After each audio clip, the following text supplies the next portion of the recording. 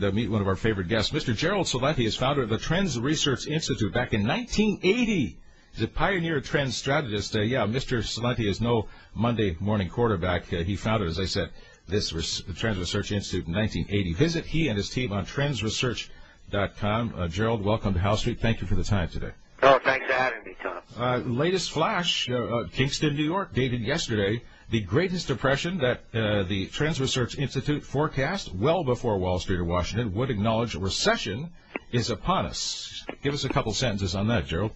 Well, current events form future trends. This is a global market meltdown. The financial systems worldwide are collapsing. Sure. It's in front of us each day.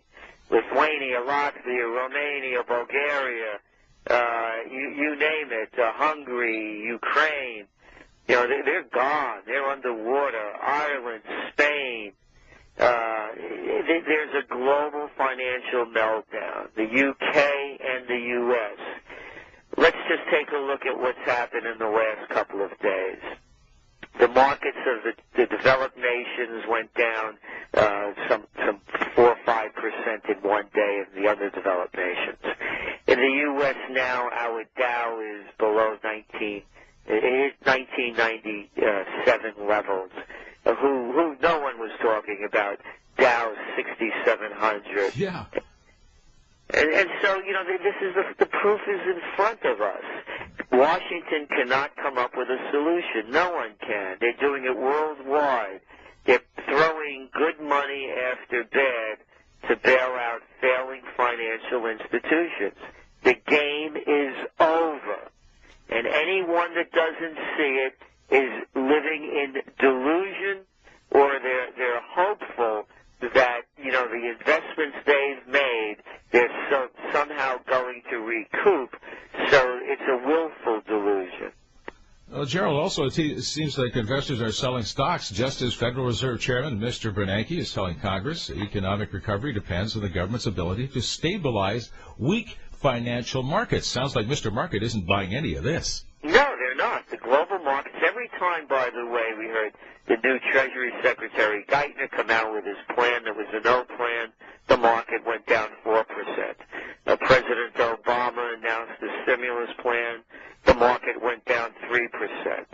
President Obama gave his address to Congress, the market crashed against him, 300 points. On and on and on, day after day, scandal after scandal. We are moving, Tom, into the greatest depression. The world will have never seen what it's going to be like in front of us.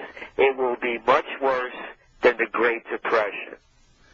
You also wear many hats besides being a commentator, writer, and a lecturer. I understand you're a close combat practitioner and a black belt trainer. Do you think some of the skills that you have perfected in that help you, A, in your business, and B, perhaps we better take on to help us take on what's coming up here? Well, there's no question that it helped me in my business. I always attributed my training by John Perkins, my close combat teacher of attackproof.com, as being the glue that put it all together. Really? Because I'm not intimidated by anybody when I speak my mind or think for myself. I don't bow to politicians or genuflect to political altars. And when I give a lecture or when I write a Trends journal, I'm not concerned about what other people think. So that's what the close combat did for me in that level. And now, of course, we're going to be looking at levels of crime that we've never seen before. So what we're looking at is really Depression-era self-defense strategies to protect yourself physically and fiscally. And they both really go hand in hand. And people better get real about this because, as a Bronx boy originally, my saying is, when people lose everything and they have nothing left to lose, they lose it. And people are going to start to lose it. And they're going to start taking measures that are going to be very, very drastic in trying to save what they have. And that means there's going to be a lot of crime and a lot of violence that we've never seen before. Let me raise the specter of other parts of the world here for a second, of course, calling you from Canada. Let me give you a quick quote here. This I don't think will come as any surprise to you, Gerald. 1980 and 2005 turned out to be the dead zone for middle-class prosperity. During this period, in terms of inflation-adjusted dollars, the median annual salary for a full-time worker rose from $53 a year, rose up to $41,401. In other words, in all that time, you had about as much money coming back as a dinner out at the Olive Garden. I mean, just think about that's people out there. So we've got also this you just described horrible situation in the markets and the world financial situation melting in front of our eyes. Tell us a little bit about the baby boomers out there as this big wave is starting to hit the beach. Oh yeah, they're going to hit the beach like beached whales is the way they're going to hit the beach.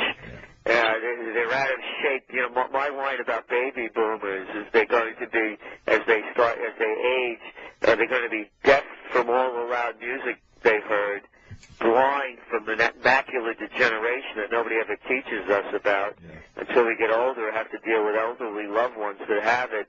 And they're going to be out of their mind with Alzheimer's and whatever, and all these drugs they've been taking. And I'm not talking about, grass. I'm talking about these prescription drugs that are whacking their brain. So they're going to be deaf, dumb, and out of their mind. And deaf, blind, and out of their mind, excuse me. Yes. And they're going to be broke.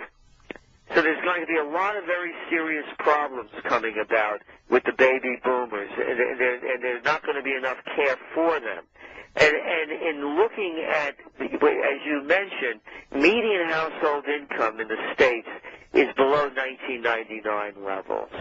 So when we talk about violence and crime, you're going to start seeing everyone, baby boomers, you name it, doing a scam, trying to do whatever they can to stay alive and on their feet. And people better get ready for pyramid scams. The Bernie Madoff thing, that was on big time. You're going to start seeing them all along the line. New products that people are going to try to buy into. It's going to be very violent, very ugly. And by the way, violence in this greatest depression is our worst fear.